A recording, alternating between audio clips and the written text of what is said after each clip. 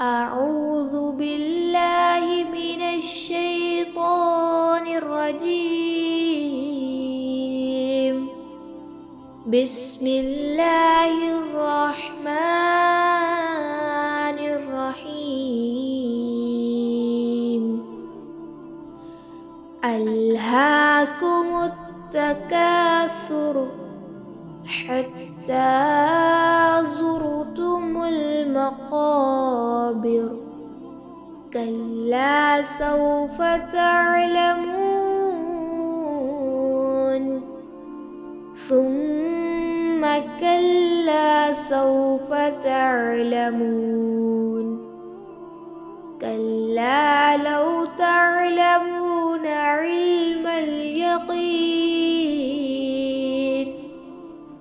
لترون الجحيم ثم لترونها عين اليقين ثم لتسألن يومئذ عن النعيم.